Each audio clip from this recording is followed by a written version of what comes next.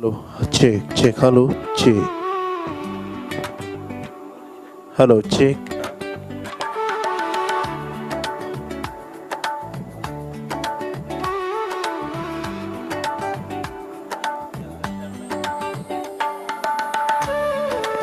Check.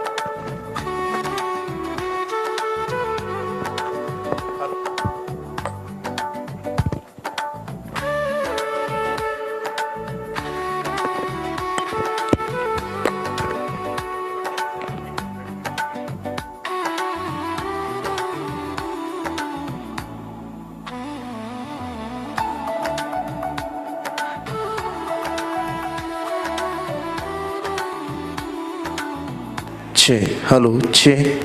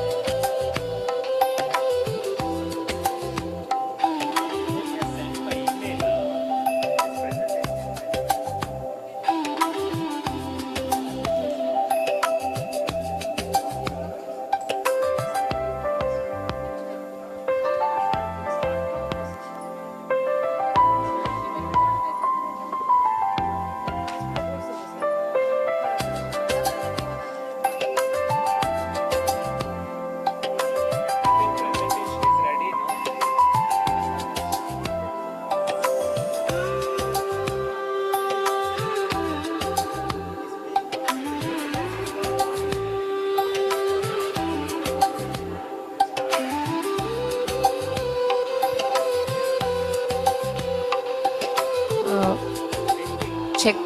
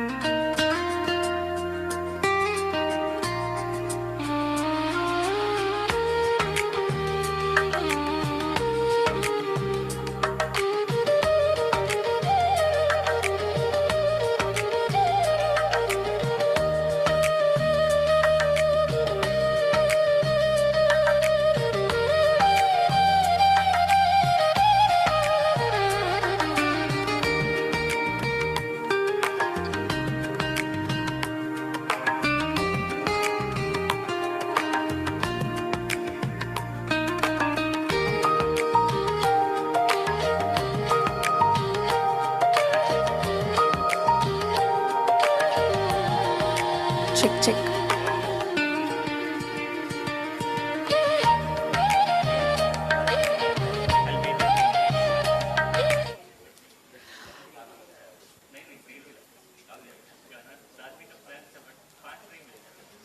Good morning to everyone present here today. I'm Dr. Aditi Rao, and my co-host for today's function is Ms. Deepthi. It gives me immense pleasure to welcome you all to the Manipal ID Update 2026. Together, we gather here to exchange knowledge, discuss evolving advances, and strengthen collaboration in our field. This conference promises insightful scientific sessions, meaningful discussions, and valuable learning opportunities for all of us. I would like to extend a warm welcome to our esteemed speakers, organizing committee, sponsors, and the participants who have joined us from different places. Before we begin, may I request everybody to please keep their mobile phones on silent mode. If you have any queries regarding the session, you can please post it on the WhatsApp group or on the chat box if you're attending online. With that note, let us begin this academic journey on an enthusiastic and inspiring note. It is now my privilege to invite Dr. Muralidhar Verma for the inaugural address.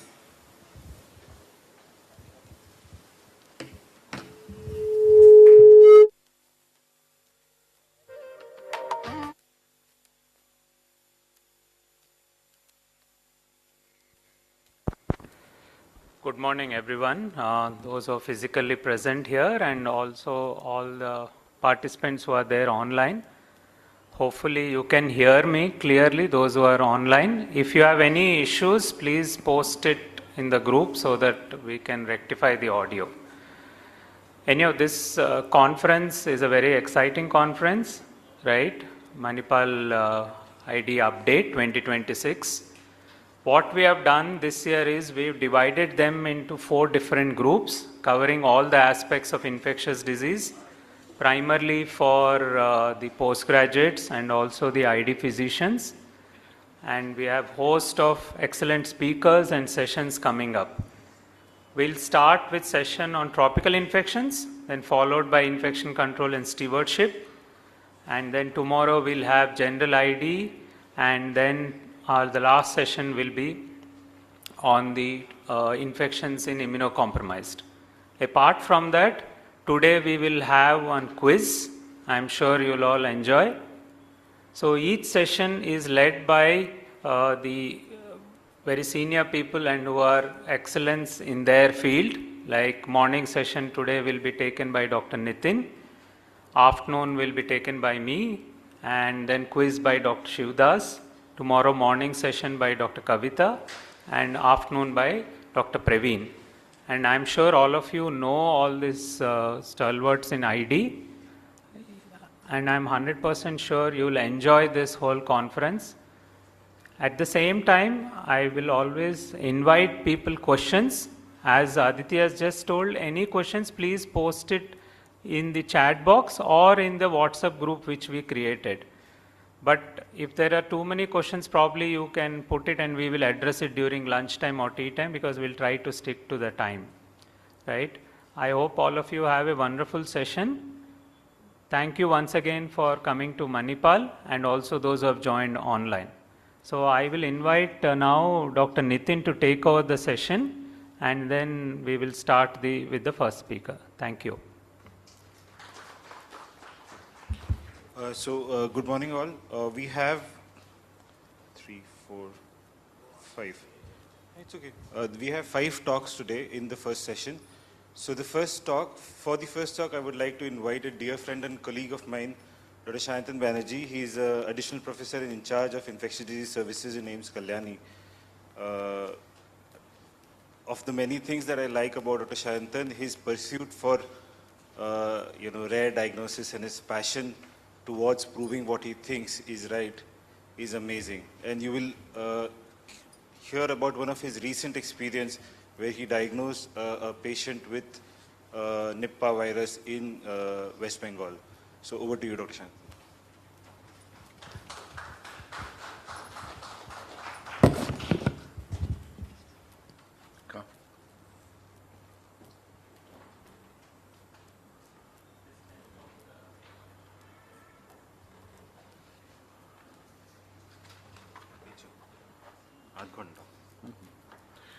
Will you give me this thing?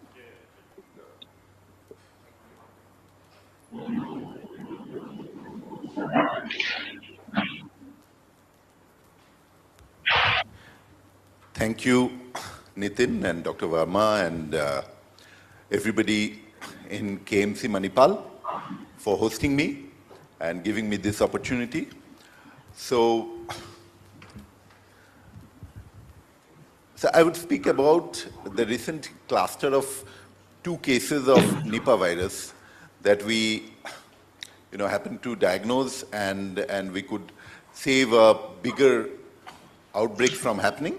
I would talk about that particular outbreak and whatever the lessons we have learned from the recent West Bengal Nipah virus cluster. So basically it was, in my talk, I would talk about the clinical presentation, early recognition, diagnostic challenges, the infection prevention and control measures, the clinical management strategies, the critical care considerations, and the lessons that we have learned from our case.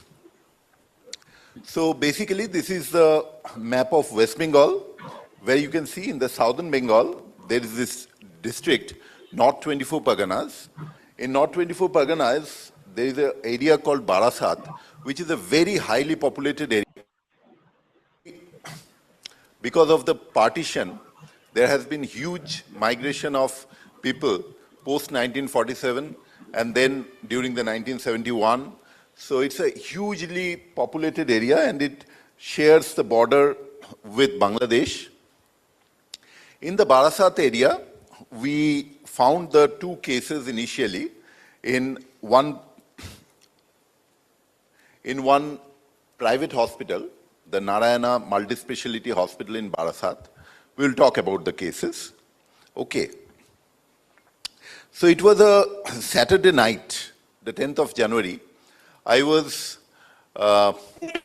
in my quarter of duty somewhere around 10 p.m. I received a call from one of my friends who was a junior from AIIMS Delhi, Dr. Ananya. She called me and told that, Dada, we have this case, a young male nurse who has developed this ARDS along with AES. We have a bizarre MRI to look at. There are punctured infarcts and basal meningitis in the MRI. So I don't know, what do you think, what it can be? She only talked about one case initially. Then by chance she told that today my radiologist told me that the radiologist has seen a similar case in a different patient admitted in a different ward. That case is also a healthcare worker of our hospital. She was admitted 4 or 5 days back. Both MRIs look similar. Then immediately I told her that, my God, both are having ARDS with AES? She told yes, but I don't know about the other case. That case is not being seen by me. So I told her that you get me back with the details. She immediately asked me that, what do you think? I told that you don't think anything. You just get back with me with the details. So she talked and she came back. She told both cases are healthcare workers. One was a female healthcare worker, female nurse of that hospital. She went away in her home. She fell ill in her hometown. She came back ill, got admitted in a different ward, and this is a separate patient that whom she is seeing is a male healthcare worker, a male nurse, who got admitted in a different ward. And both has features of ARDS as well as features of acute encephalitis syndrome. So immediately, I got scared. It was a cluster of high-risk syndromes. So I didn't want to raise panic in the hospital because it was late night, almost 11:30. I was also not ready. I was in the quarters. So I told that immediately, you isolate these two patients. We will see tomorrow early morning. Next day early morning, in the Sunday, we reached the hospital with the swabs and all the whatever was necessary for sample collection.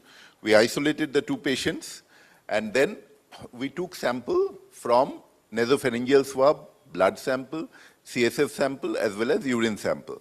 Because in the last Kerala outbreak, you know that urine PCR was positive for Nipah for quite long time, even when the early nasopharyngeal and blood PCR became negative, urine PCR remained positive for quite long.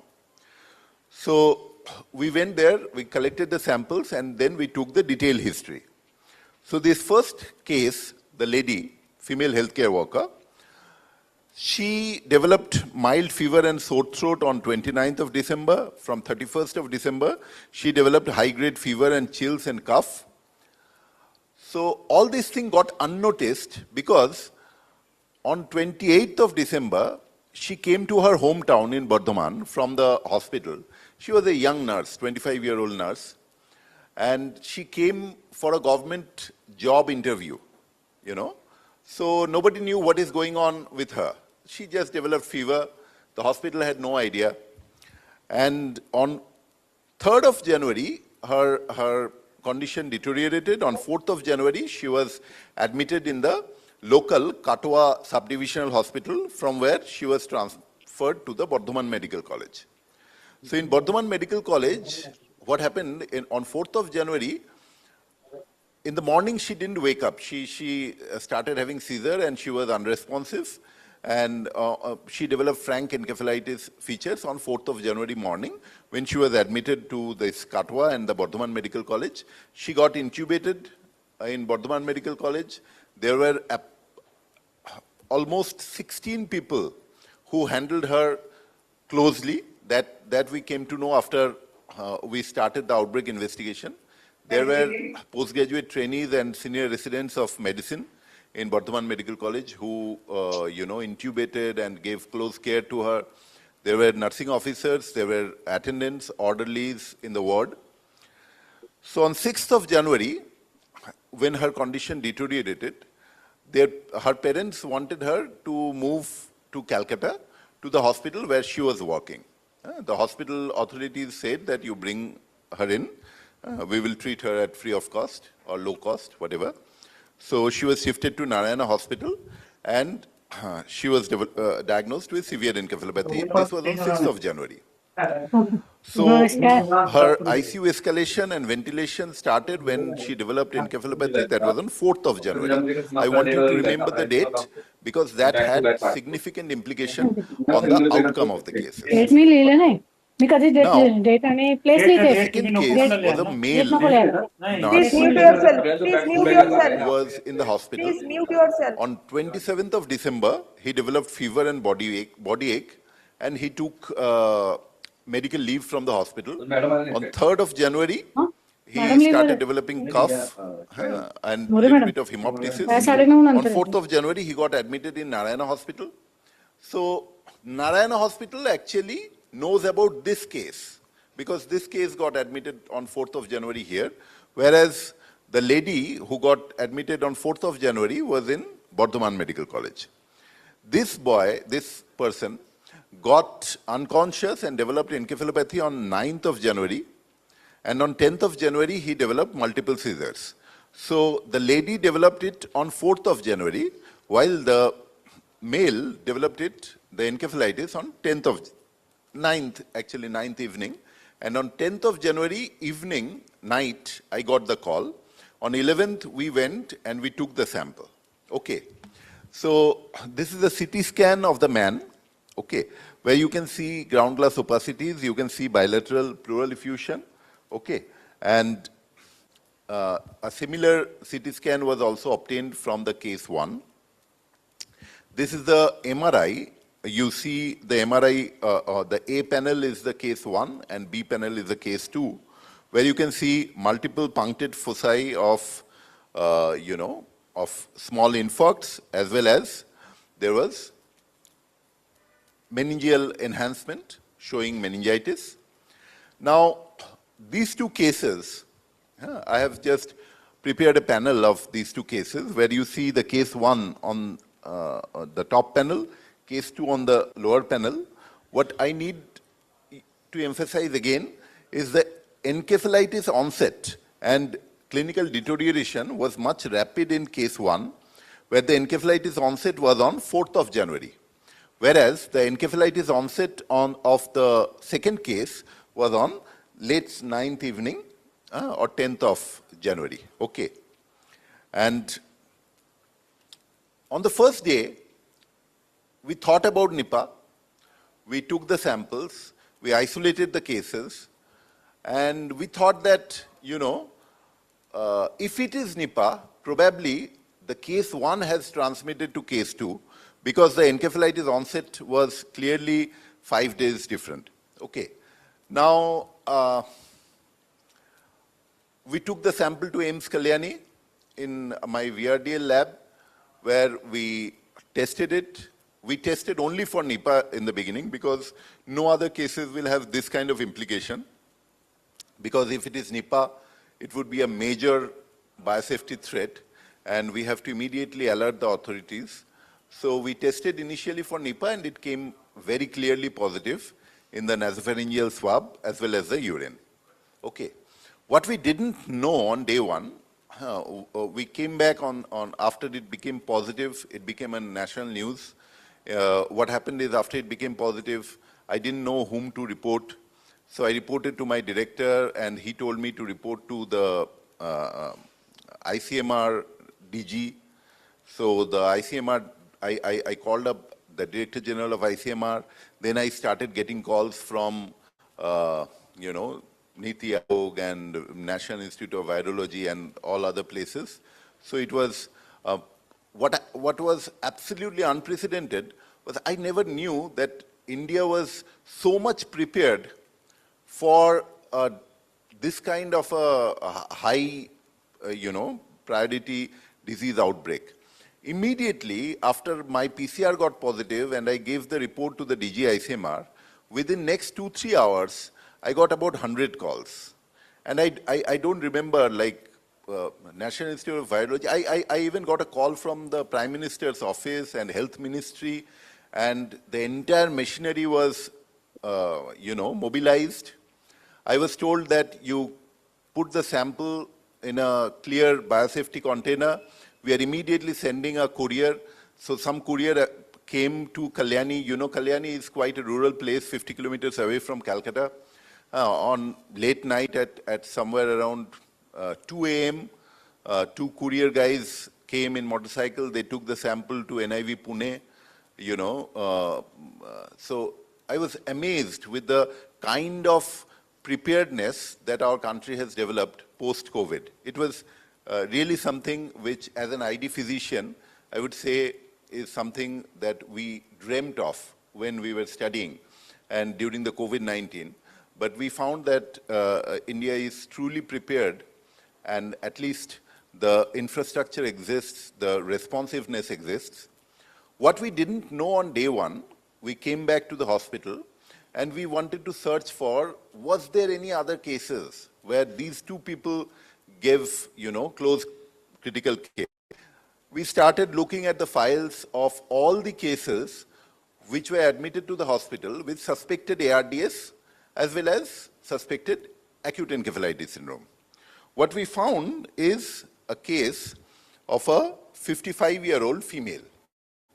So there was a 55-year-old female admitted to the hospital who had a history of acute encephalitis. So I would come back to this story later. This is the case who got admitted in the hospital on 16th of December with high-grade fever. On 18th of December, she had respiratory as well as GI symptoms. And then on 19th of December, she got admitted in the hospital, okay, with ARDS as well as encephalitis. So these 2 features are very important. Between 19th to 21st of December, our case 1, the female healthcare worker, she provided direct care including sponging, linen changes, and she was using a surgical mask, she was using gloves, but that was not sufficient. Now we know about the transmission routes of, Nipah. That was, so without appropriate PPE, she cared for the patient. The case deteriorated on 21st of December. In the night, she had severe clinical worsening, and 22nd December early morning, she had a cardiac failure, and she developed asystole. And then the case 2, the male nurse, came from the other ward and helped in the CPR of this patient, and ultimately the patient succumbed to the infection on 22nd of December, 8 a.m. So these 2 cases, case 1 and case 2, was directly involved in the care of these patients. But that was quite way back on 22nd of December. So nobody remembered this. They didn't think about it. So when we took the history, we went back to, we called the patient's husband. The patient's family was very cooperative. They came, we started taking history. So what we came to know is in the month of December in Bengal, maybe in this place also, I don't know the culture over here. In Bengal, early morning date palm sap consumption is a very common thing, and it's considered as a delicacy. The date palm sap is collected for the preparation of the date palm jaggery, we call gur, in the khejur gur. And this, in the early morning, when the sun is not up, the date palm sap is quite virgin, it is consumed. And in the later part, when the sun goes up, the date palm sap gets fermented, and it's consumed as tori, or tari, we call it. So the tari has about somewhere between 10 to 15% of alcohol, and that 10 to 15% of alcohol is not good enough for neutralizing the Nipah virus. So whatever cases has been recorded from both Bangladesh and West Bengal had the primary case almost in many times, the primary case had the history of consumption of date palm sap. Okay. Now, so on 11th January morning, our ID team came in. So we made infection prevention control orders, and we took the detailed history. We got the PCR positive, and then we started managing these two cases in an isolated ward. So the supportive care, the symptomatic care, and the isolation was done. Then came the question of antivirals, whether to give antivirals or not antivirals. If to give, then what to give. So based on the Malaysia and the Kerala, experience, ribavirin came up definitely, because ribavirin was the only antiviral which had some benefit in the Malaysian outbreak. In Kerala also, we have used ribavirin for the cases, for post-exposure prophylaxis. Remdesivir was being used in Kerala after the COVID, when there were a few cases of Nipah in Kerala. Remdesivir, Kerala has brought down the mortality rate to a great extent, from 90% to 50% or even lesser. So remdesivir has been used in Kerala, and there were in vitro as well as animal data on the efficacy of favipiravir. On that day, when the PCR came positive, we did not have access to remdesivir or favipiravir. We started the patients on ribavirin. Okay. Now, if you see the cases, the case 1 got ribavirin on day 8 of her encephalitis onset, whereas the case 2 got ribavirin on the day 3 of his encephalitis outbreak. Okay. So the doses that we used in the remdesivir, we used the usual COVID dose, 100 milligram OD with a 200 milligram initial loading dose. And for ribavirin, we used 2 gram stat with 1 gram 4 times daily. Okay. Now, for 4 days, and next 500 milligram 4 times daily for the next 5 days. Total we used for 10 days. Initially, we started with ribavirin. After 2 days, we got access to remdesivir. We wanted to shift to remdesivir. Somehow, the overall clinical, we could not reach consensus to stop ribavirin. So actually, both of the patients were on ribavirin plus remdesivir. Okay. There was a very stark contrast. The case 1 deteriorated, and the case 2, who received ribavirin and remdesivir early during his encephalitis outbreak, encephalitis onset, actually improved a lot. As on 30th of January, the case 2 got discharged from the hospital. The case 1 was still deeply in coma, was ventilated, and gradually developed ventilator-associated pneumonia with MDR Klebsiella Acinetobacter. On 12th of February, the case 1, the female nursing staff, expired, and we could save the case 2, who recovered almost without any neurological sequelae. In the beginning, he had some gait instability, but now he is completely out of any neurological sequelae. Now, we had a debate for whom to give antivirals, because when we started taking the history, there were about 196 contacts, in the hospital, in the community, the CT scan center, the nurses that were there, the contact of the probable primary case. So whom to give antivirals, whom not to give antivirals. So we had decided whoever will be the cases, we will definitely give antivirals. For the post-exposure prophylaxis, we gave antivirals to these people who shared hospital wardroom, who had direct physical contact, who had direct contact with the cases during funeral or burial rituals, who had exposure to blood or body fluids, and who had direct contact with the clothes, bedding, and linen. So we had the experience of giving the post-exposure prophylaxis for the first time in Kerala, where we used ribavirin for, 12 cases who were exposed to this, one of the primary cases of Nipah in Kerala. And we had a very good outcome where none of them, of these 12 healthcare workers who received ribavirin, were infected, whereas the same patient, when shifted to an other hospital to whom we didn't have access, actually could infect 2 more cases. Okay.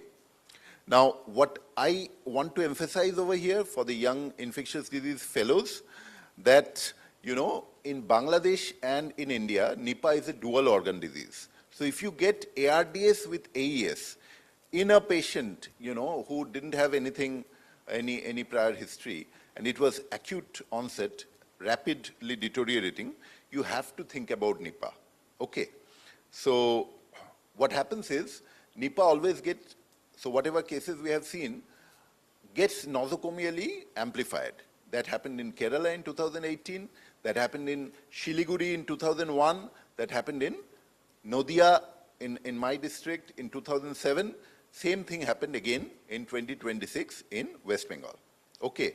The initial Malaysia-Singapore outbreak that happened had only a CNS, encephalitis kind of an outbreak. The ARDS was much lesser.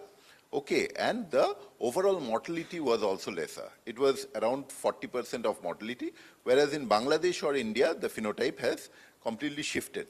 So if you see the comparison between between the Malaysia strain versus the Bangladesh-India strain, you will find that, the cough and the respiratory difficulty is much higher in the Bangladesh-India strain, and we have a much higher mortality. We have somewhere between 70 to 100% mortality, whereas the initial Malaysia-Singapore outbreak had somewhere around 40% mortality, and they didn't have the ARDS, so the transmission through the respiratory route was also much lesser.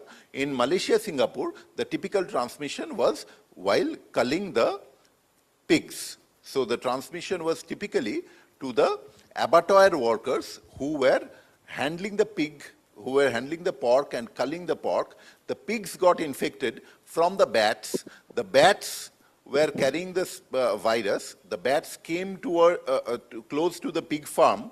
Because of the, there was this El Nino associated drought, so the bats migrated to close to the pig farm. Just beside the pig farm in Malaysia, there was a large fruit orchard which got newly populated with a lot of pteropus bats, by which the transmission happened in, in the Malaysia.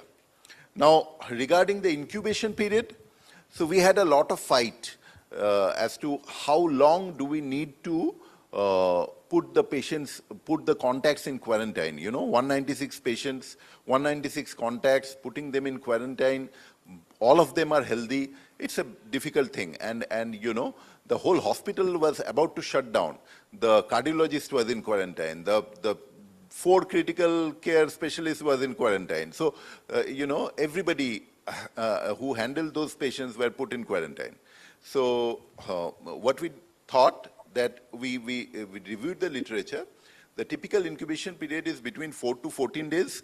Rarely it has been reported to have incubated up to 45 days, but we took 14 days as a cutoff, and we moved the quarantine to 21 days.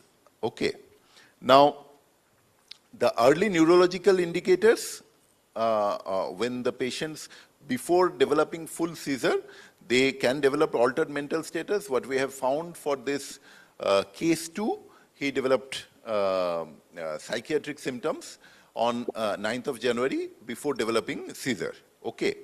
So that was an important thing. So don't wait for coma.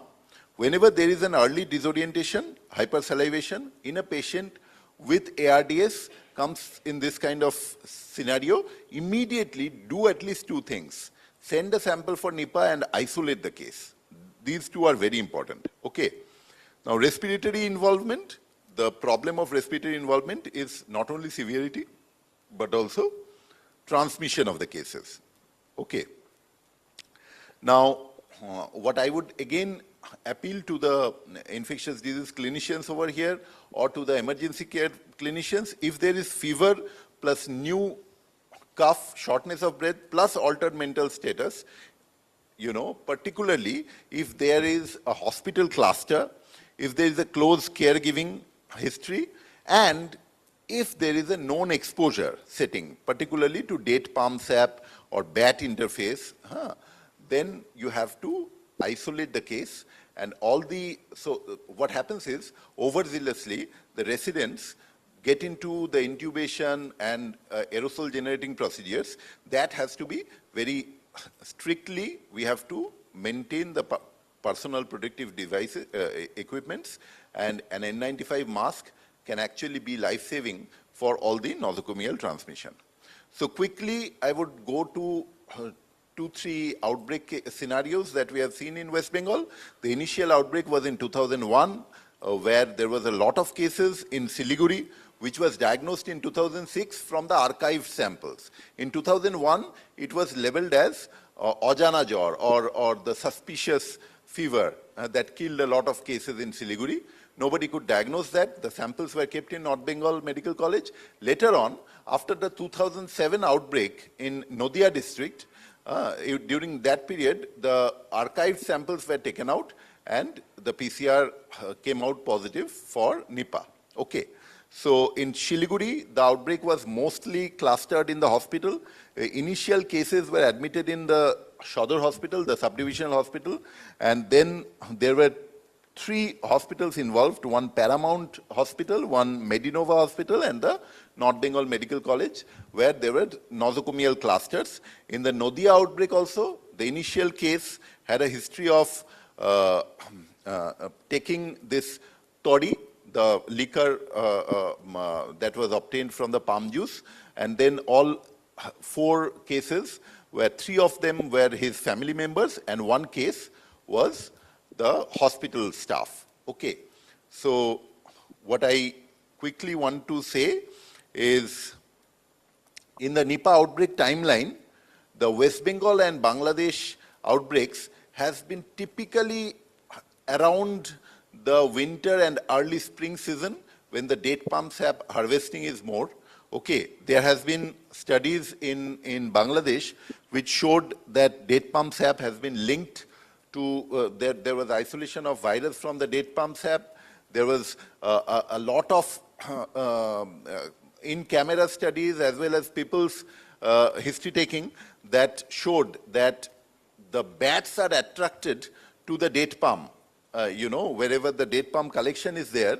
Okay, these are infrared camera pictures which shows that the bats will come wherever the date palm collection is there, and often they would transmit the virus by either urinating or through saliva. Even the bats fall into the earthen pots where the date palm is collected. And one amazing history that we never knew, we collected the history, that the date palm harvesting farmers often catch the bats and eat bat meat. Okay, and eating of bat meat, I thought that it's probably a deviation. So when we went to the field, we started interviewing the farmers.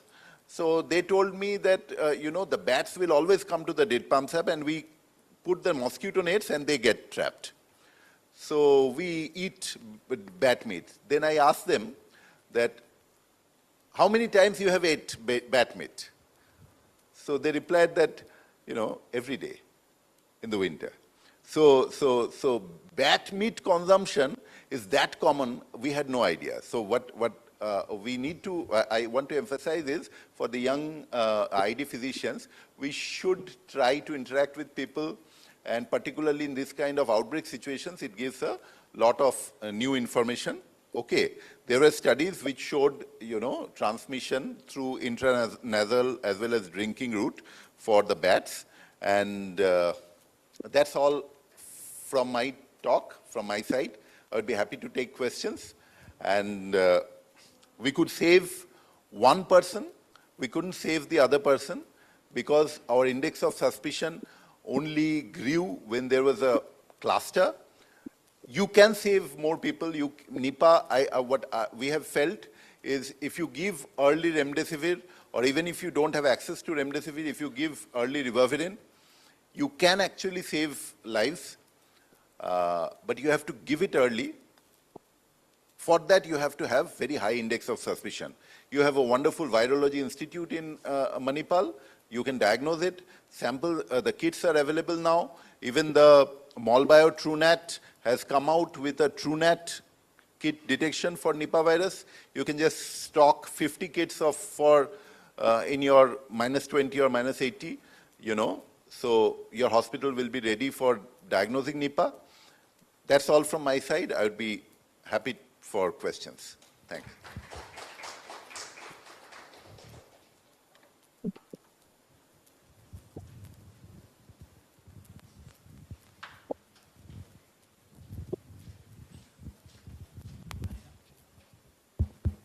If there are any questions from the audience? No? There are some online questions, Shantanda. One is, I think you have covered most of it, but I'll just read it out if there's anything else you want to add. So one question is risk factors other than date palm consumption, any raw food consumption and raw fruit with bite marks or scoop surfaces can be a risk factor or not? So there are the initial primary case in the Malaysia-Singapore outbreak has been pig culling. So I would say the risk factors will include handling of bats. So because the bats were found, in our case, we actually did 49 bats we could sample.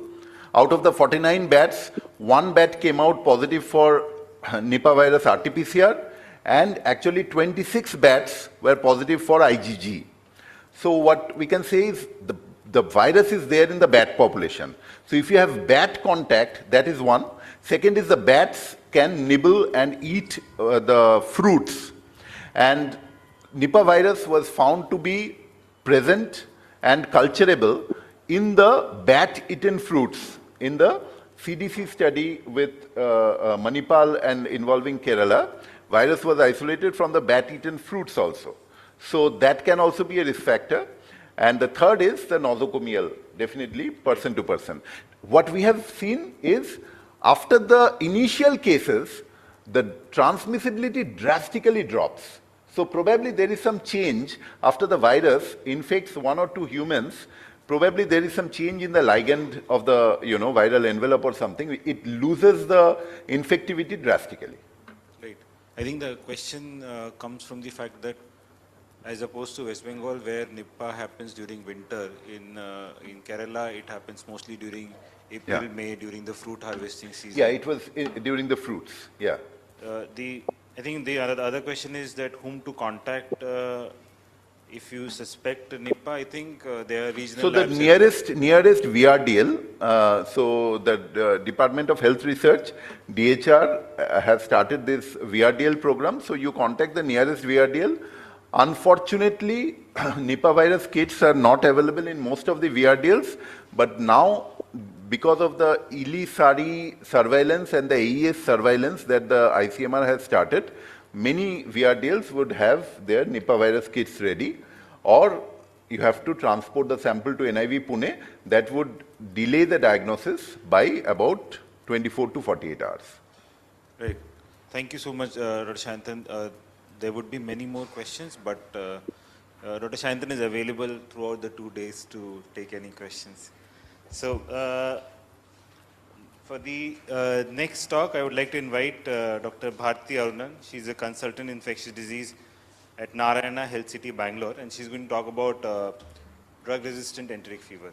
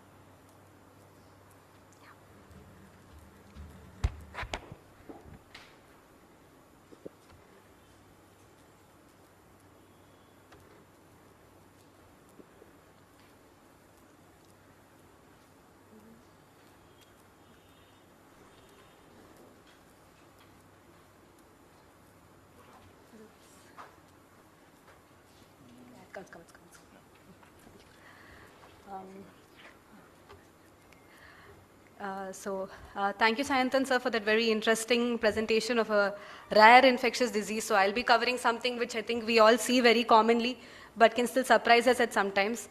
I'll also like to thank everybody for inviting me to talk here today. So we'll be covering drug-resistant enteric fever. So I think we'll start with a case which we saw at Narayana Health City in Bangalore last year, around late October last year. So the patient was a 32-year-old male. He did not have any comorbidities, was living in Electronic City in a single flat apartment, eating in outside eateries usually. He came with about 7 days of fever with chills, generalized malaise, some abdominal pain and no other particular symptoms. Outside he was given doxycycline for a few days. He did not improve, so then he got admitted at our hospital. Apart from his fever, he was vitally stable, had a mild hepatomegaly. His initial lab parameters also mainly just showed some elevated inflammatory markers, and he also had mild transaminitis. And his ultrasound did show that he had hepatosplenomegaly. Then initially, after sending cultures and other investigations, we started him empirically, continued doxycycline and started him on ceftriaxone. And his other infections like drugs, dengue, scrub, leptospirosity was negative. His blood cultures did signal on the second day and did show salmonella typhi. And he was on ceftriaxone, but surprisingly, when the lab called us and said that this salmonella, which he had grown, was a resistant species. It was even carbapenem resistant also. So the salmonella had resistance to ceftriaxone, carbapenems, susceptible to trimethoprim, sulfamethoxazole. It was also the azithromycin. They did a disc susceptibility test, and the diameter was about 12 millimeter, which is just above the cutoff for susceptible isolate. So after this, we then asked them to do some additional testing. So here we did a carbar assay for this salmonella, and the NDM gene was detected. So it was a metallobeta-lactamase producing salmonella species. And ceftazidime amibactam was resistant, which they did subsequently, but synergy with aztreonam was present. So in this patient, we then decided to use, because trimethoprim sulfamethoxazole was susceptible, we put him on IV TMP SMX along with oral azithromycin.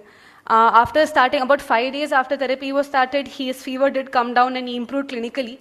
So we gave him about a 5-day course of azithromycin and then continued Bactam for about 14 days, and currently he's doing well. I saw him after about 3 months of follow-up. So in this talk, I'll just be mainly covering about the resistance in type Salmonella, the global epidemiology of the resistance in Salmonella, and some treatment options which are currently present. I won't be touching too much upon the general presentation or the diagnosis of enteric fever. So if we look at the, for salmonellas caused by Salmonella typhi and paratyphi A, B, C, or A, B, and C, it's a fecal-orally transmitted infection. So there are about 9 to 17 million cases which happen worldwide yearly. And India, Southeast Asia has majority of the cases, with India having the most number of cases of Salmonella each year. And currently with the development of antibiotic therapy, the case fatality rate is very low, but still India contributes to the most amount of typhoid deaths in numbers. So to look at the evolution of drug resistance, we'll have to look at the first drug which was used for typhoid. So chloramphenicol was the first ever antibiotic which was introduced for Salmonella, for enteric fever, and this came in about in 1948. And as we can see, within 2 years of development of introduction of chloramphenicol, the Salmonella had grown to develop mutations which caused resistance to chloramphenicol. Subsequently, ampicillin and then Bactrim was tried for Salmonella, and again in a few years or a decade, the bacteria evolved to develop a multi-drug resistant strain. So by the 1980s, the most common Salmonella strain which was seen worldwide was a strain which was resistant to these first 3 antibiotics which were used, which was chloramphenicol, ampicillin, and Bactrim. And this was a plasmid which the bacteria had, and this had sort of spread globally widely. And then the fluoroquinolones came in. This started in about 1985, and for the next 10 years or so, quinolones were the drugs of choice for typhoid. But slowly, even quinolone resistance started developing, initially with a few mutations in the quinolone resistance determining region. So this sort of pushed the MIC of quinolone slightly high, and a few years later, there were a lot of quinolone resistant strains.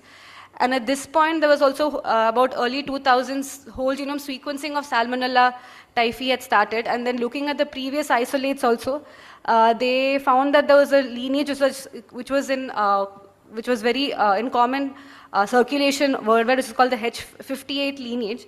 And this sort of had its epicenter in Southeast Asia, from where it spread globally through travel routes.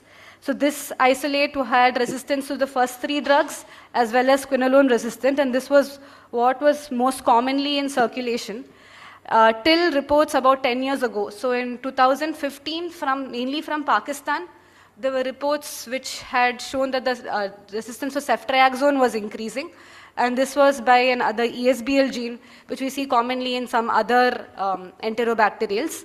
And so from 2015 onwards, Pakistan has been routinely reporting cases where there's ceftriaxone resistance.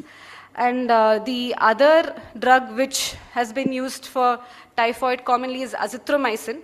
Azithromycin resistance has reported very sporadically, but there are some issues with azithromycin susceptibility testing as well. As till 2015, there were no real clinical breakpoints for the drug, and currently also there's no clinical breakpoints for the paratyphi part of Salmonella for azithromycin.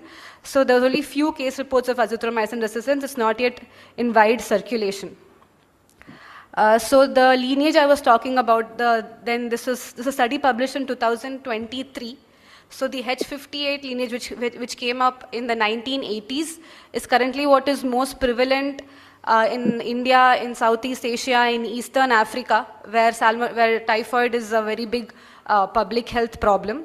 So in this lineage particularly, there's some unknown mechanism where it is inherently more transmissible. Also, the initial plasmids which were generating resistance to the drugs has sort of got chromosomally integrated, which is another reason why it is a little bit of a public health problem in these areas. And again, if you look at the area where typhoid is most prevalent, that is in Southeast Asia, over the years, there is this yellow line shows quinolone resistance, which has sort of increased and is still high over the years. The MDR strains, which initially came out in 1980s, which was resistant to Septran and ampicillin and chloramphenicol. If you can see in the charts of Bangladesh, India, and Nepal, the rates of MDR Salmonella typhi has coming down. And the quinolone resistance is still high. Only atypically in Pakistan, the MDR rates are still high, and there's also now a surge of the XDR Salmonella, which is a strain which is also resistant to ceftriaxone. So the latest data sort of shows, so in India, the MDR rates are only about 3%, but very high quinolone resistance rates, and not very ceftriaxone resistance and azithromycin resistance is not very widely reported in India as of now. This is the latest data from ICMR, which also corroborated with the international data which I just showed. So from the year 2017 to 2024, the susceptibility rates for both Salmonella typhi as well as paratyphi to ampicillin, azithromycin, ceftriaxone, and trimethoprim is quite high, almost more than 95%, and the rates of quinolone resistance is very high. But one trend which they have noticed over the past few years is that the mean minimal inhibitory concentrations for ceftriaxone for both of these bacteria is slightly inching towards a higher side. It's not in an intermediate or resistant state, but the MIC is the slight creep in the MIC for the ceftriaxone strains as well. And now in the XDR isolate, which is the isolate which is also has resistance to ceftriaxone, is purely being mainly reported from Pakistan, and in some other countries there are sporadic cases. But this data has shown that these are the countries where there's frequent travel, either through land routes or through air routes from Pakistan. So in India, there are a few case reports from Gujarat. Apart from this, imported cases are seen in the Americas, in Europe, as well as in Australia. But all of these cases, there was a link to for the patient traveling from Pakistan. And now, still all the data I've showed now, the case which we saw at Narayana was a case which was producing NDM. And it was also a carbapenem resistant strain. This has not been very widely reported in literature till now. Over the past 2 years, in about 2024 to 25, in CMC Vellore, there were some reports of lots of a few carbapenem resistant salmonella isolates, mainly from Bangalore. So the CMC Vellore took about 22 isolates, which were carbapenem resistant. About 15 of those mainly were from Bangalore, few from Kerala and few from Mumbai. And they did a whole genome sequencing of these isolates. So what they found was that these isolates were resistant to ampicillin, quinolone, ceftriaxone, and carbapenems. But they were susceptible to the first-line antibiotics which are initially used for typhoid, which was chloramphenicol and Bactrim. So in India, over the past since the MDR strain had come up, Bactrim and chloramphenicol has almost not been used for the treatment of typhoid. So we have seen a consistent resurgence in susceptibility to these bacteria. And with the sequencing, with the information they had, they also were able to track that most of these isolates did originate around the Bangalore area, most of the 22 isolates which they studied. There was some connection to the area around Bangalore. And in Bangalore itself, my hospital is quite south. Most of the cases are reported from the eastern part of Bangalore and the Whitefield area. So all of the isolates all of these 22 isolates which they studied did have the NDM gene, so which is the metallo-beta-lactamase gene. They also had the ESBL producing genes, and they still did belong to the broader H58 lineage which I talked about, which is in wide circulation currently in the Southeast Asian regions. So just the routine clinical manifestations of typhoid, I think everybody must have seen lots of patients and is well aware of. So usually they present with fever, some headache, malaise. Some patients can have gastrointestinal symptoms, and you may find some skin rashes. Few patients may have hepatosplenomegaly as well. Now, what about these drug-resistant cases which have been reported from different places? So in the carbapenem-resistant cases, you only have 22 from about 22 cases which have been published right now in India, and there's not too much clinical data which has been published yet, but I'm sure some people here would have seen those cases. And this data is from Pakistan, where since 2016 they have seen a very the significant increase in XDR Salmonella typhi. So they've done 2 big retrospective studies there, each including about 1,500 patients, which about 50% of the cases were XDR Salmonella. So what they saw was that the XDR strains, there was slightly increased risk of complications, meaning they had sepsis, or had ileal perforations, or a little bit stupor and coma. And apart from that, and the clinical presentation was the same, and so the time to effervescence of fever was also slightly longer. But looking at all of the information, this doesn't seem to be due to a primary, some variation in the Salmonella typhi bacteria as well. I think most of these patients, what has happened is that they were either started an appropriate therapy later or diagnosed later. So they were presented a little bit later in their clinical course of infection. And because of the lesser amount of antibiotic options, and when sicker patients, many of them also required prolonged hospitalization, and they needed longer courses of intravenous antibiotics for their infection. So what are the treatment options we have for the different Salmonella which we've been just seeing about? So in the basic crux is if there's severe infection, that's prolonged fever, if they have some amount of systemic toxicity or some other organ system infection, they will need IV therapy based on sensitivity patterns if you have that. And if they're not very sick, then oral therapy should be fine. But what will be the empirical therapy of choice with the available information currently? So after sending blood cultures and in a patient with suspected enteric fever and typhoid, so travel history sort of becomes important currently because of what the information which we saw. So in patients from India, mainly who are in Southeast Asia or who are in India, right now there's still very high susceptibility to ceftriaxone as well as azithromycin. So the drug of choice would still be either oral cefixime or azithromycin, and if they're complicated, they can be on intravenous ceftriaxone. But if there's no defervescence or later you get some culture reports like in our case where we had an NDM Salmonella typhi, then oral trimethoprim is an option with azithromycin. There's not too much clinical data in this. The only data for trimethoprim efficacy in Salmonella is very old data from the 1960s or 1980s when the resistance rates were increasing. The other option which some people have used is combination of ceftazidime avibactam or aztreonam or avibactam aztreonam in these NDM producing isolates. And if the strain is XDR meaning it is resistant to Bactrim, chloramphenicol, ceftriaxone, which is we commonly see in Pakistan and Iraq. So here, especially in the regions in Pakistan where the rates are very high, that is in Hyderabad and Sindh regions, there they are preferring oral azithromycin for uncomplicated cases and meropenem as a first line for the severe cases with or without oral azithromycin. And in the non-endemic areas in the Western world, and even if you look at WHO or up-to-date, quinolones are still considered as an option for uncomplicated typhoid fever, but like in our setting, the resistance rates are very high, and there again intravenous ceftriaxone can be considered for the complicated cases. There's always a question of dual therapy versus monotherapy in typhoid fever, especially because fever always takes quite a while to defervesce.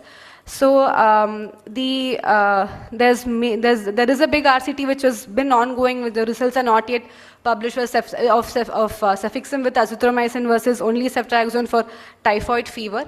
But from retrospective studies, what has mainly been observed is that the rate of the defervescence of fever is quicker in patients where dual therapy is used, especially if it's a combination of a drug which has a higher intracellular concentration, like azithromycin, because lots of salmonella in the pathophysiology is intracellular. But the data of a randomized control trial and outcome, like other outcome parameters, are still not available. And in the older drugs which we had seen, they again in susceptible strain cases, ceftriaxone is still the drug of choice.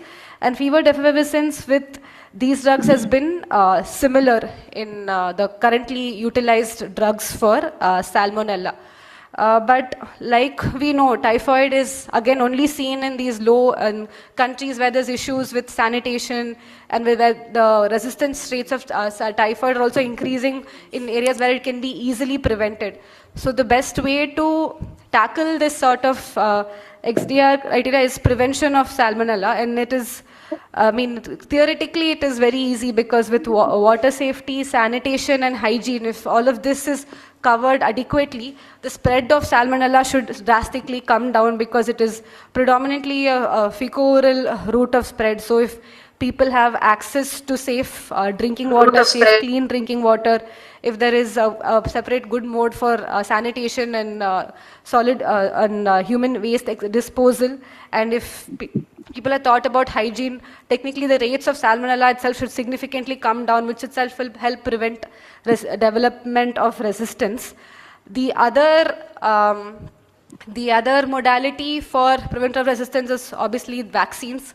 So there are the oral vaccines, and now recently the typhoid conjugate vaccines also available.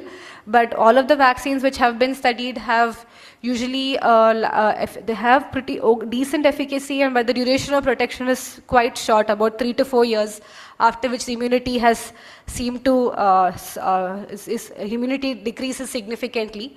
And especially in Pakistan, where there is this XDR outbreak going on, there they have sort of introduced it into the program, even in the Indian program currently, to vaccinate their children to sort of help prevent them from developing the infections with the XDR strains. So, so vaccination can be an adjunct modality in helping prevent development of drug-resistant typhoid, but primarily I think the wastewater management and sanitation and good hygiene measures is what will help us reach the thing much better. Apart from this, AMR stewardship is obviously an important factor where unnecessary, because the recent NDM isolates in India also, so the postulation is that because of plasmids from E. coli and Klebsiella, which are in India, are quite resistant and have these NDM harboring genes, have sort of translocated into the typhoid, which has led it to develop drug resistance. So stewardship and also carrier management, patients who have chronic carriers of typhoid, especially if they are food handlers and other things, should be screened, and that they should be treated to help again curb the spread of this infection. So this was just a brief overview of the current scenario with drug resistance in typhoid currently. So if there are any questions or doubts, I can take them up now and answer. Thank you.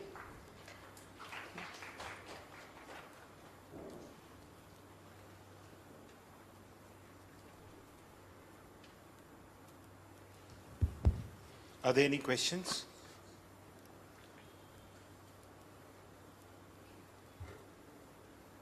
Okay, Bharti, amazing talk.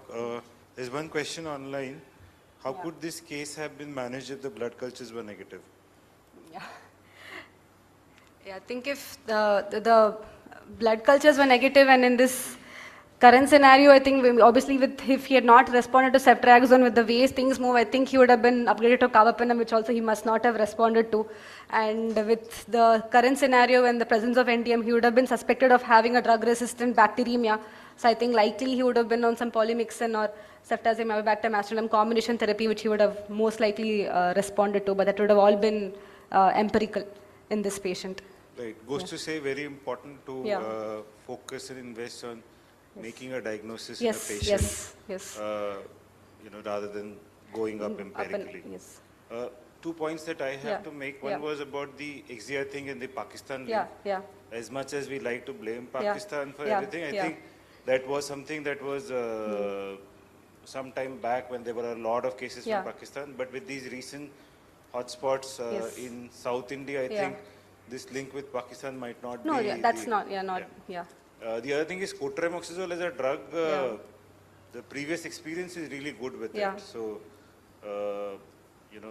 in cases where now the azithromycin resistance is also coming up, it might be a drug to think about. But if there aren't any questions, we'll move on to the next talk. Thank you.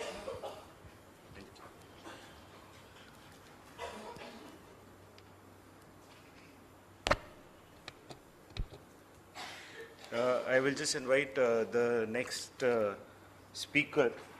I'll upload the presentation. Can you upload the presentation?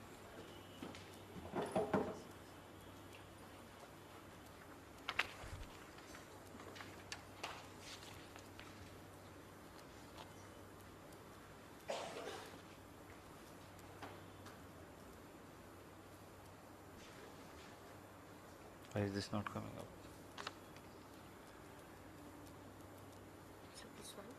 Yeah.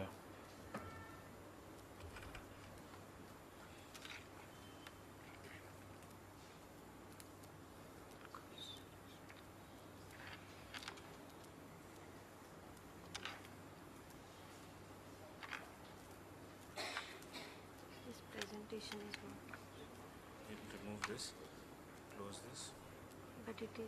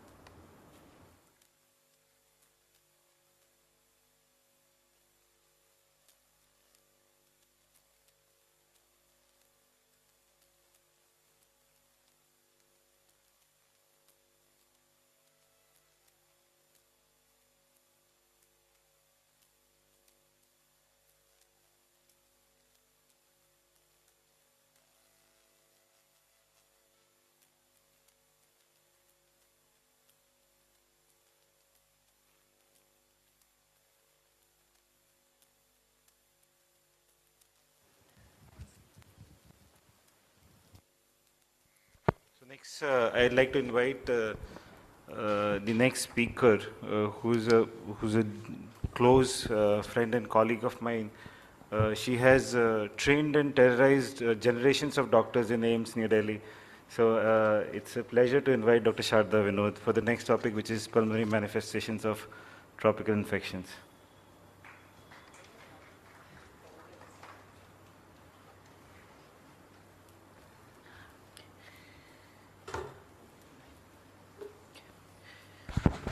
Good morning. Thank you, Nitin, for the very kind introduction. I can't imagine a better introduction. For lack of a good picture of Nitin's, I don't have a picture to say that I, humbly provide this at the lotus feet of Dr. Nitin Gupta.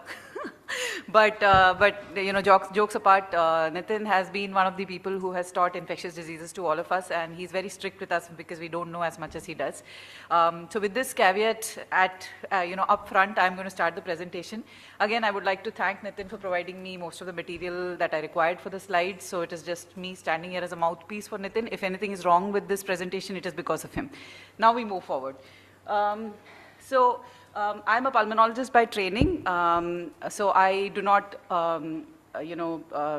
make any attempts to try and supplant infectious diseases expert. So I will tell you what I understand about pulmonary manifestations of tropical illnesses.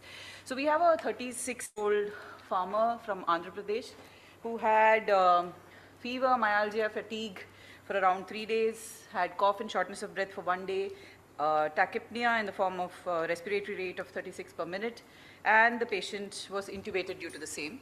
There was icterus and some conjunctival suffusion, which you can see. With this, we looked at the labs that were provided to us. We found that the patient had some thrombocytopenia, the patient had leukocytosis, and there was hyperbilirubinemia. Transaminitis was not very obviously seen. There was renal dysfunction, and the CRP was elevated. At this point of time, with this presentation, an acute onset of fever, multi-organ dysfunction, respiratory symptoms, patient gets intubated, mechanically ventilated.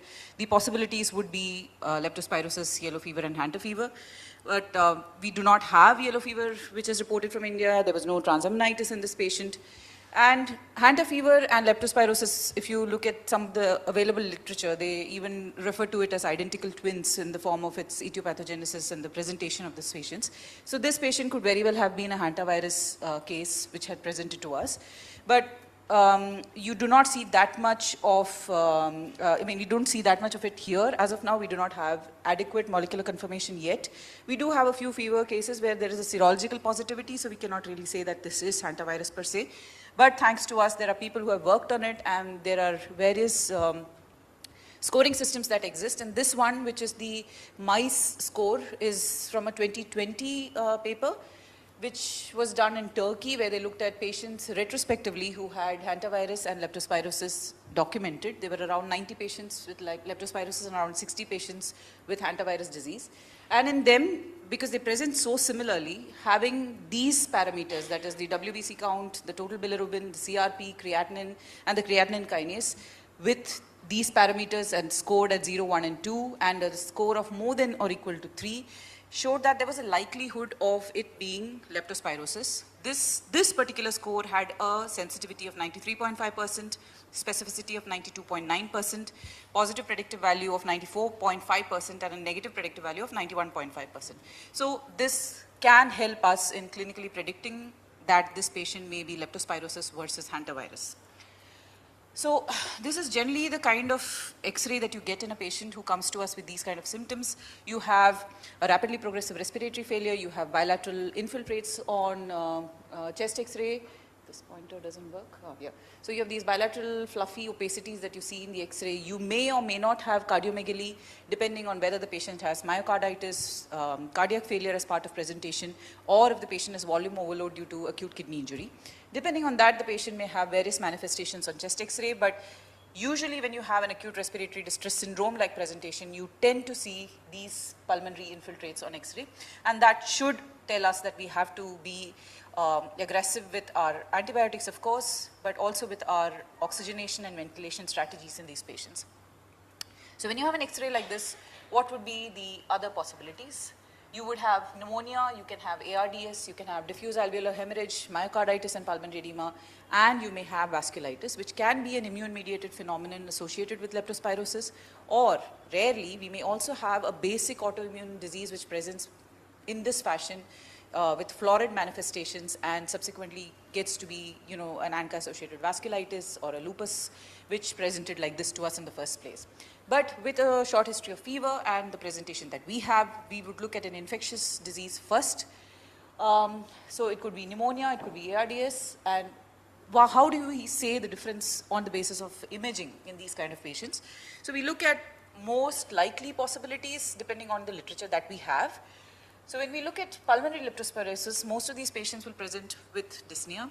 You can have acute worsening with pneumonitis, pulmonary hemorrhage, ARDS, and pulmonary hemorrhage is one of the most important causes of mortality in these patients. You can have hemoptysis and you can have these kind of fluffy round opacities. I hope this is clear. There are these fluffy round opacities that you're seeing. These are alveolar opacities. I have some images further also which tells you the various kinds of opacities that you see in patients with leptospirosis. So suppose you have so this is just one other case. You have a patient who was a 74-year-old male. He came with an acute history, microbiologically proven that it is leptospirosis. And then you have the patient who has a sudden worsening of symptoms. There is a drop in hemoglobin, there is worsening respiratory failure, and you have these kind of images. I mean, you have these kind of fluffy plus interstitial opacities, which you're seeing in the, throughout the lung fields. Then you should think of a possibility of diffuse alveolar hemorrhage in these patients.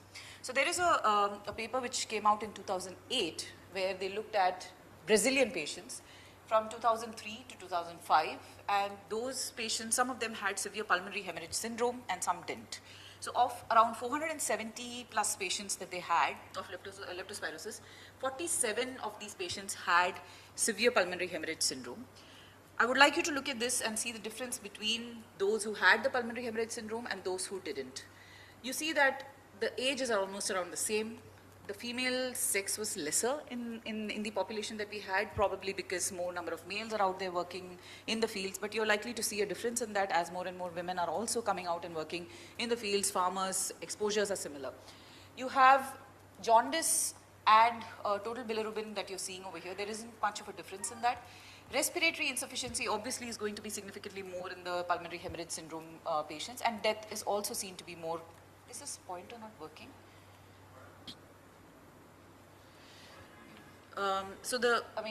Death is also significantly more important in those with the severe pulmonary hemorrhage syndrome. And obviously the therapeutic interventions like dialysis, transfusions, intensive care admissions are more in those patients who had a pulmonary hemorrhage syndrome. This is specifically in the same paper about those patients who had pulmonary manifestations. You looked at, and this is something which I would like you to focus on, that there are patients who have hemoptysis during or after endotracheal intubation. So it is not necessary that a patient who comes to you with pulmonary hemorrhage syndromes, sorry? Sure, that's fine. If those who have come with pulmonary hemorrhage syndromes, they may not necessarily have hemoptysis when they present to you. You have worsening, you have drop in hemoglobin, you may have just some some pulmonary infiltrates which is increasing on imaging. You should actively think for and manage as pulmonary hemorrhage syndrome or ARDS. So here you have the radiographic examination where you see alveolar as well as interstitial infiltrates. So these are alveolar fluffy infiltrates that you see. I would really like you to focus on this. So they are soft, they're fluffy, they're intraalveolar. This is how that looks. And interstitial infiltrates look like this. These are just representative pictures. These are not pictures of patients who have leptospirosis. This is just for me to bring to your note that this is also a way that leptospirosis associated pulmonary hemorrhage syndrome can present radiologically. So what is the role of corticosteroids? So if we have Dr. Praveen, he's always interested in the immunological manifestations of disease. Should we give steroids? Should we give biologicals? That is basically what he will grill us with.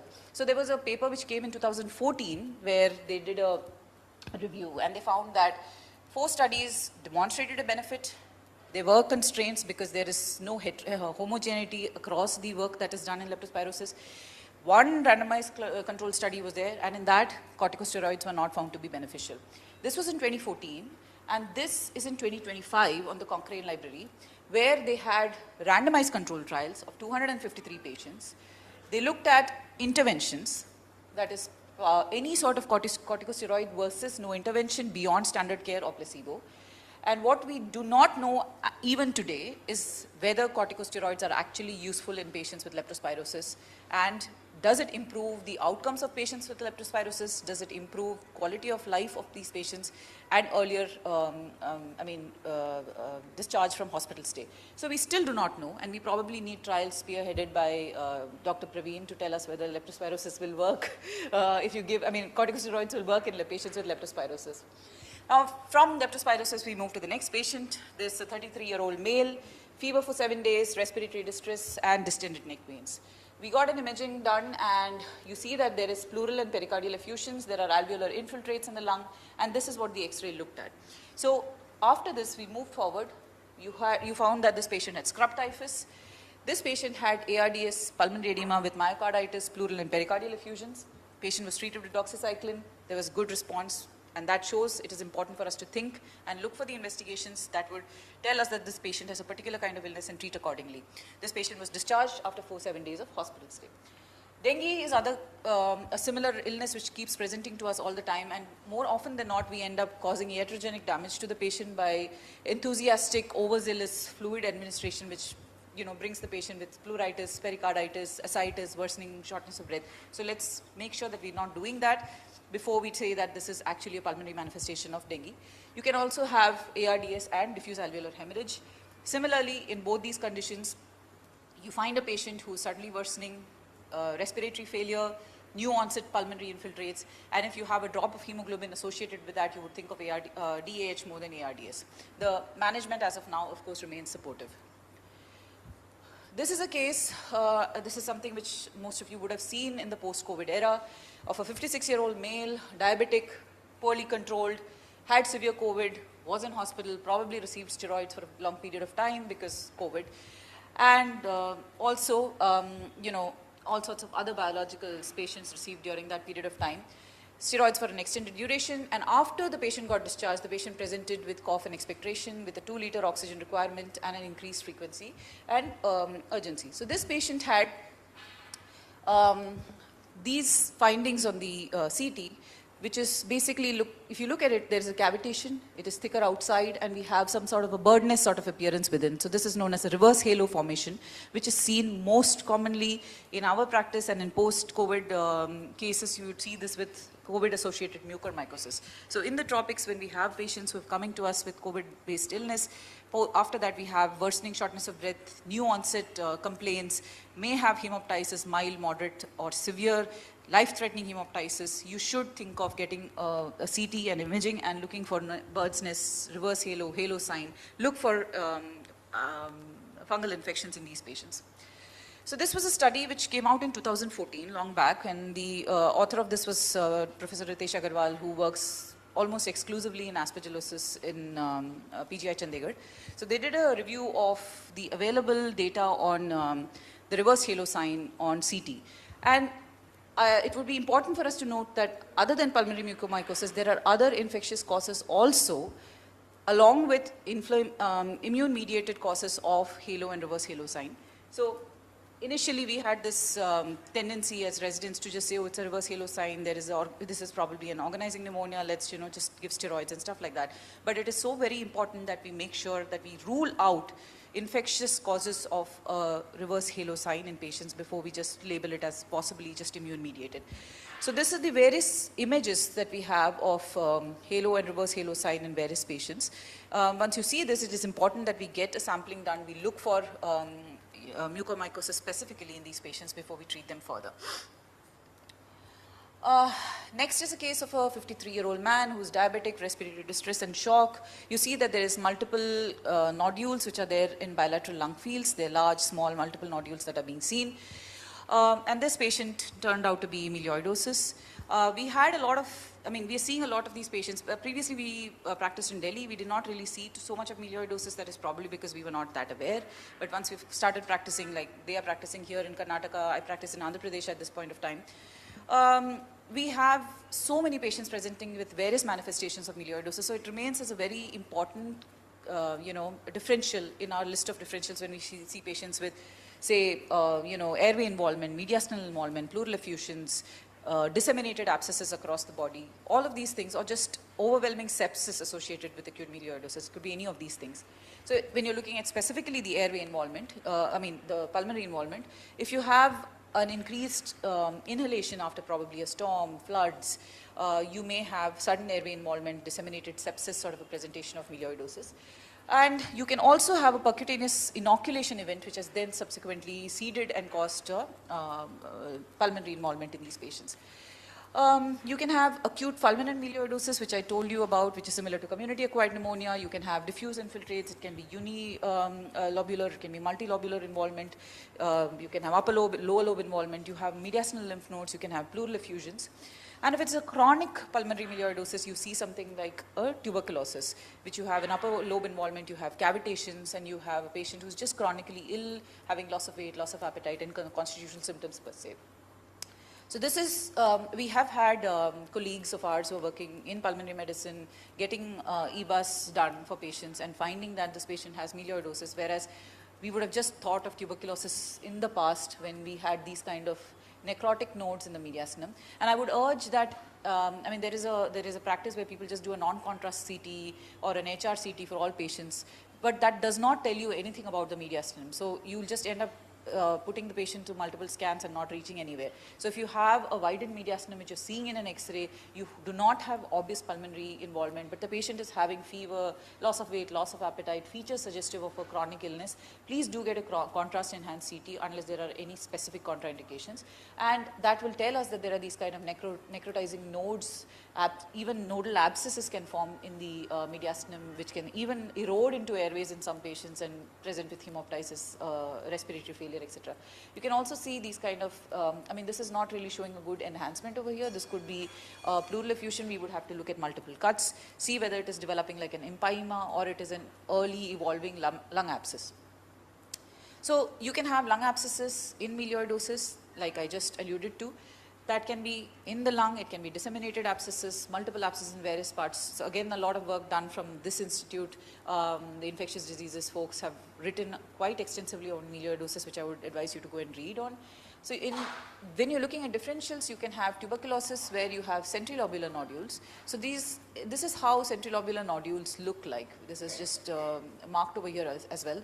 This is again representative pictures. This is not melioid or TB. Earlier, there was this thought that anyone who has centrilobular nodules is just tuberculosis. But that just means that there is an airway spread of infection, and that can be seen even in inflammatory conditions. So if you have centrilobular nodules, that does not automatically mean tuberculosis. It could be other causes as well. So you look for these nodules and you plan sampling from here if the sputum is not adequate. You can have pleural effusions also seen in melioidosis. You can have adenopathy like we just mentioned. You can have invasive aspergillosis. Here, this is somewhat opposite to the reverse halo and the bird's nest that we're looking at, where you have a nodule in the center here, and you have some amount of ground glassing around it. So when you see this, it generally means that there is an invasion happening because there is some involvement of the smaller vessels in and around the parenchyma, which is causing this GGOs around the consolidation. So you look at invasive pulmonary aspergillosis as a possibility when you see a CT like this. And then you have already been told about mucormycosis. So this could be how a reverse halo or a bird's nest appearance looks like. Then you can have an evolving cavity, which could have been a pneumonia, then develops into a necrotizing pneumonia, develops into a lung abscess, can communicate with the pleural cavity, can develop an empyema as well. So having serial imaging would be important in a patient, and also looking at the possible local complications, thoracic complications would also be important in these kind of patients. Coming to a next case, you have a 48-year-old male, retrovirus disease positive, not compliant to treatment. The patient had constitutional symptoms, fever, loss of weight, loss of appetite for around a month. There were crusted lesions on the face, trunk. There were some lesions on the palate as well. The patient had pancytopenia. There was hepatosplenomegaly, and the CT showed cavitary changes here. This is probably in the left upper lobe posterior segment. So you have a cavity with some soft tissue also, cavity changes with some soft tissue in the left upper lobe. And this patient turned out to be histoplasmosis. Actually, when we were working together, Dr. Nitin and I, we had seen a young male who was immunocompetent and developed fever, pancytopenia, loss of weight, loss of appetite, hepatosplenomegaly. We had gotten a bone marrow examination done, and I remember at that point of time, this was I think around 7-8 years back, Dr. Nitin took the bone marrow sample and went and immediately looked at it under the microscope and diagnosed histoplasmosis, and we started him on treatment. He got better. So it is about having a high degree of suspicion and looking for things which we may otherwise miss. So you can have most of the patients who have an asymptomatic self-limiting disease in those patients who have histoplasmosis, or in less than 1% of patients you can develop chronic pulmonary disease, you can develop mediastinal complications. So we have had patients who develop fibrosing mediastinitis and subsequently develop compression of the thoracic duct, bilateral chylothoracic cause of histoplasmosis. That can of course happen even post-tuberculosis as a post-TB sequelae, but histoplasmosis can also present in a similar manner. So please do have a high index of suspicion so that you look for it. You can also have the mediastinal lymphadenitis similar to tuberculosis melioidosis, which can subsequently develop mediastinal fibrosis as well. And you could in some patients have a progressive disseminated histoplasmosis in like less than 1% of patients. So the spectrum of diseases is quite wide in cases of patients who have histoplasmosis as well.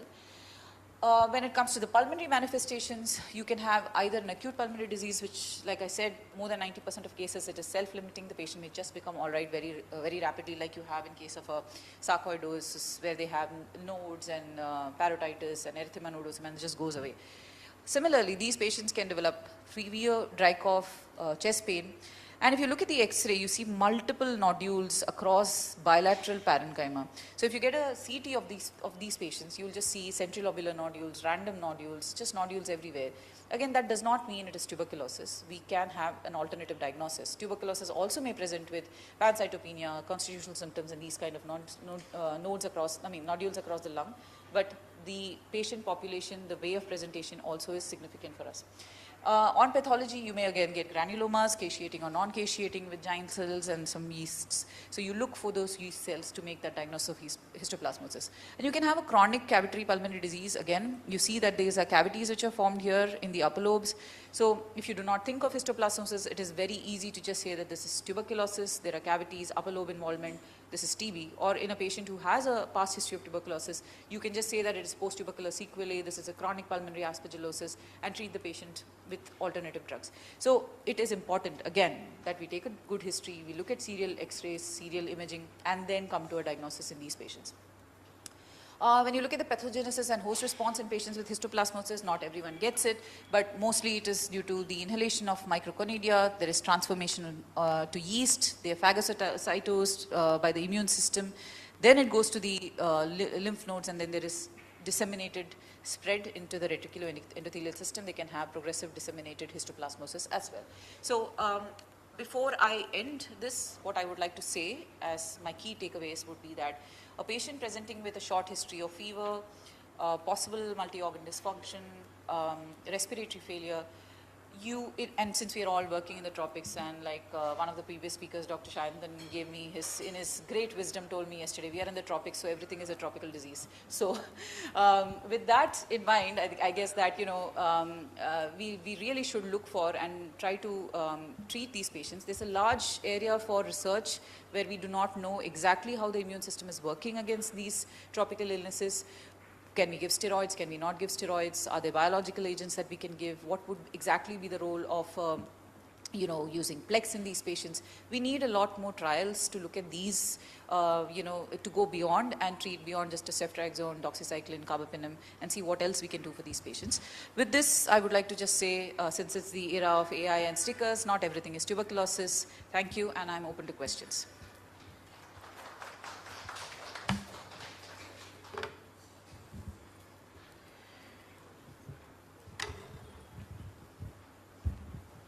Thank you for the wonderful talk, ma'am. If any questions, please direct it to Dr. That is hiding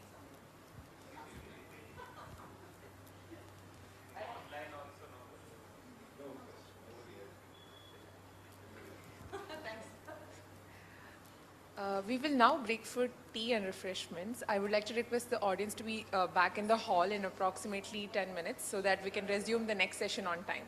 Thank you.